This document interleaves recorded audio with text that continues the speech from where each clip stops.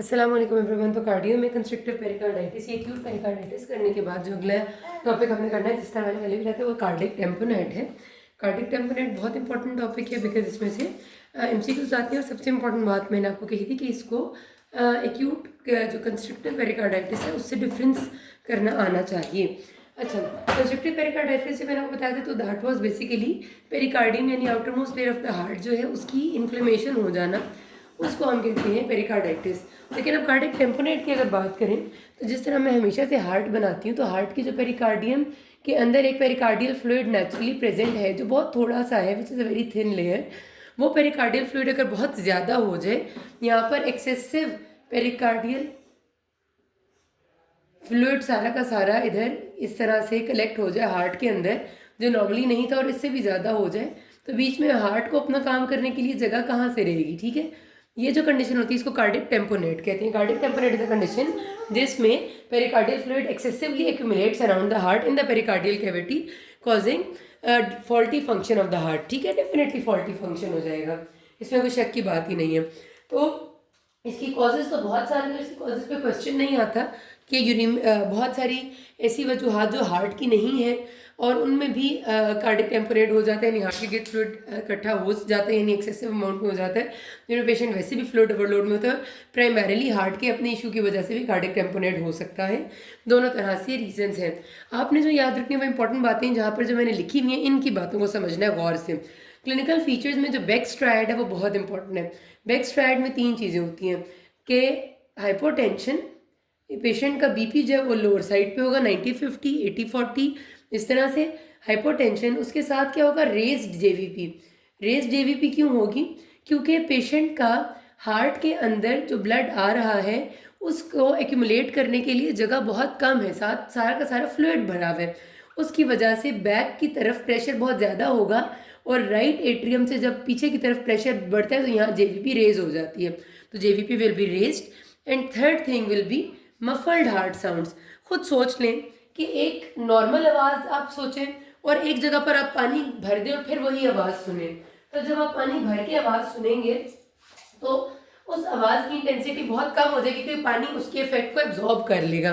तो heart sounds भी, क्योंकि पेरिकार्डियल फ्लूइड बहुत ज़्यादा होता है, तो हार्ट साउंड्स बहुत कम हो जाती है, मफल्ड हो जाती हैं, मिक्स ही हो जाती हैं, समझ ही नहीं आ रही होती। ठीक है, तो मफल्ड हार्ट साउंड्स इसकी बेक्स ट्रायड का 3 चीज़ें। अगर इन तीनों का ट्रायड मिल रहा हो तो 99% आपने कार्डिक टेम्पोनेट सोचना। बस उसमें एक ही चीज़ रह जाती है कि इसको डिफ्रेंशिएट कैसे करें पेरिकार्डाइटिस से। आपको उनने एक ना एक पॉइंट दिया होगा बाकी फीचर्स में से। ये तो बेक्स ट्रायड है। बाकी फीचर्स में पेशेंट डिस्निया के साथ यानी शॉर्टनेस ऑफ ब्रेथ के साथ प्रेजेंट कर सकते हैं, टेकीकार्डिया हो सकते हैं। बेक्स ट्रायड में बहुत सारे बच्चे hypotension, tachycardia and muffled heart sounds लिखते हैं। ये बेक्स ट्रायड आपका एमसीक्यू आता है, तो प्लीज़ याद रखिएगा इसमें टेकीकार्डिया नहीं है। बेक्स ट्रायड में hypotension, raised JVP and muffled heart sounds है। ठीक है, वैसे पेशेंट को साथ टेकीकार्डिया हो सकता है, पेशेंट को डिस्निया हो सकता है, शॉर्टनेस ऑफ ब्रेथ होगी डेफिनेटली। लेकिन पेरिकार्डाइटिस में जैसे होता था ना कि पेन जो रिलीव हो जाती है लीनिंग फॉरवर्ड पर, शार्प पेन वो नहीं होती। ठीक है, शॉर्टनेस ऑफ ब्रेथ है, डिस्निया है, लेकिन पेन शार्प स्टैबिंग नहीं है, क्योंकि इन्फ्लेमेशन नहीं है, फ्लूइड कलेक्शन है।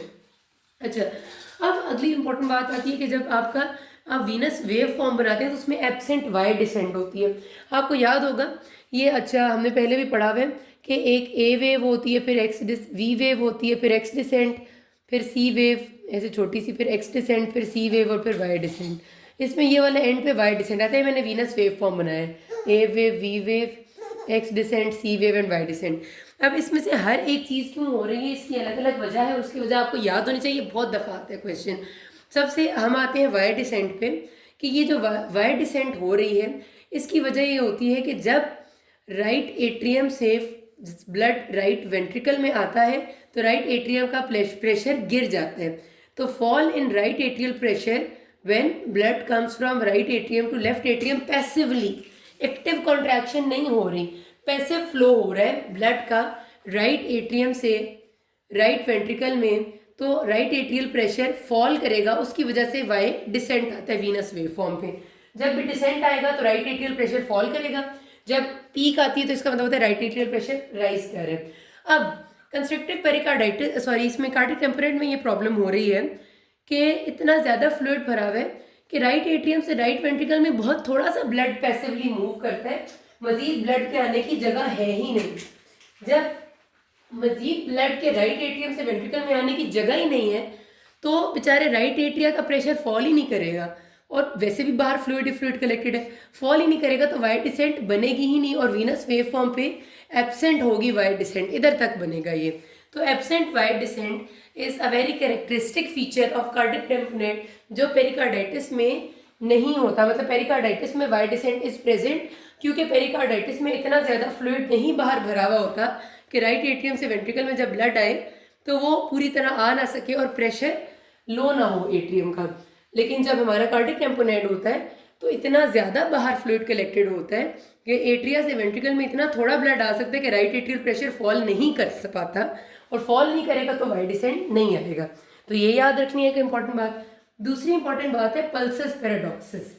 पल्सस पैराडॉक्सिस का मतलब ये होता है कि वो पल्स, नॉर्मली आपने मैकेनिज्म पढ़ा हुआ कि हम सांस लेते हैं, जब उसमें इनहेलेशन करते हैं, इंस्पिरेशन होती है सांस लेने के मैकेनिज्म में, चेस्ट एक्सपैंड करता है। ये चेस्ट वॉल जब एक्सपैंड करती है हमारी तो कैविटी डायफ्राम नीचे मूव करता है, फेफड़े बढ़ जाते हैं, इसके दरमियान में वॉल्यूम इंक्रीज करते हैं। इस दौरान जब यहाँ सारी जगह पे इंस्पिरेशन के दौरान वॉल्यूम इंक्रीज करता है तो एकदम से हार्ट के पास भी स्पेस बढ़ जाती है, ठीक है। ड्यूरिंग इंस्पिरेशन की सारी बात हो रही है, नॉर्मल मैकेनिज्म ऑफ इंस्पिरेशन के सांस अंदर लिया तो डायफ्राम नीचे मूव किया, फेफड़े खुल गए, उसकी वजह से हार्ट के पास स्पेस और ज़्यादा आ गई, तो एकदम से हार्ट में वीनस रिटर्न इंक्रीज हो जाती है। वीनस रिटर्न इंक्रीज होने से हार्ट के अंदर जब वीनस रिटर्न बढ़ती है तो उससे थोड़ा सा बीपी फॉल करता है, क्योंकि ये नॉर्मल बात है कि वीनस रिटर्न इंक्रीज होगी, हार्ट के ऊपर फोर्स कम आएगा तो बीपी थोड़ा सा डिक्रीज करेगा। ये नॉर्मल मैकेनिज्म है। अगर इंस्पिरेशन के दरमियान जब आप सांस अंदर लें बीपी 10 मिलीमीटर ऑफ मर्करी से ज़्यादा फॉल कर जाए तो ये सिग्निफिकेंट है, और ये किसी पैथोलॉजी की वजह से होता है। 10 मिलीमीटर ऑफ मर्करी से कम बीपी का फॉल करना ड्यूरिंग इंस्पिरेशन बिल्कुल नॉर्मल बात है। इस केस में कार्डियक टेम्पोनेट में 10 मिलीमीटर ऑफ मर्करी से ज़्यादा बीपी फॉल कर जाता है ड्यूरिंग इंस्पिरेशन, और जब पल्स आते हैं उसको हम पल्सस पैराडॉक्सिस कहते हैं। उसकी वजह ये है कि ये हार्ट है जिसके बाहर बहुत सारा पानी भरा हुआ है। जब फेफड़े एक्सपैंड किए, डायफ्राम नीचे मूव किया, हार्ट के पास जगह और ज़्यादा हुई, ये फ्लूइड को लगा कि मेरे पास तो जगह बहुत बढ़ गई है, फ्लूइड और फैल गया, और फैलने की वजह से इसने हार्ट की एबिलिटी को और कमज़ोर कर दिया ब्लड को पंप करने की।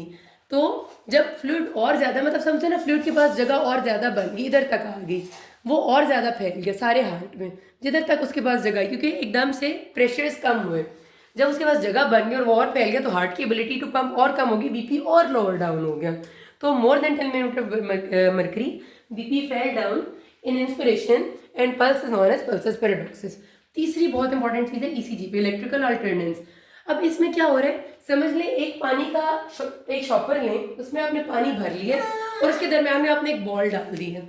हार्ट की कंडीशन अब कुछ ऐसी हो गई है कि एक फ्लूइड फिल्ड कैविटी के अंदर हार्ट फ्लोट कर रहे हैं।